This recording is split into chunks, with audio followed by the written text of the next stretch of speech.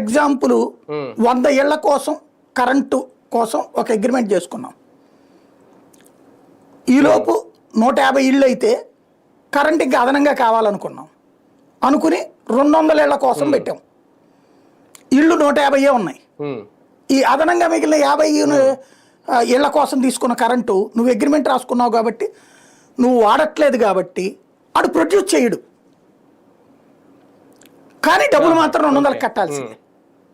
ఇది ప్రొవిజన్. ఈ విద్యుత్ వ్యవస్థలో మార్పులు చేయడానికి ప్రభుత్వాలు సిద్ధంగా లేవు, పైగా ప్రోత్సహిస్తున్నాయి. మీకు ఎట్లా అయిపోయినాయి అంటే బల్క్ లంసమ్ అమౌంట్ కరప్షన్కి చాలా సులభమైనటువంటి మార్గాలు. ఇది ఒక కేంద్రమైంది. ఇసుక లిక్కర్ ఎట్లాగో ఇప్పుడు ఎలక్ట్రిక్ మన కరెంటు ఉత్పత్తి కూడా ఇది. కాకపోతే ఇది బల్క్ లెవెల్, చిన్న చితకాది కాదు, ఇది చాలా పెద్ద లెవెల్ అనమాట. ఇంకొకటి కొన్ని కంపెనీలు అయితే అసలు కరెంట్ ఉత్పత్తి చేయవు తెలుసా, కానీ వాళ్ళతో అగ్రిమెంట్ చేసుకుంటారు. ఇప్పుడు ఎవడైనా ఒక ఇండస్ట్రీ ఉంది, అక్కడ బియ్యం ఏది ఉత్పత్తి అవుతుంది, బియ్యం నాకు ఎంత కావాలని అగ్రిమెంట్ చేసుకోవడం ఒక ఎత్తు. కానీ అట్లాంటిది ఏమీ లేకుండా కరెంటు ప్రొడక్షనే చేయనోడికి కరెంటు అగ్రిమెంట్ నడిచిపోతుంది.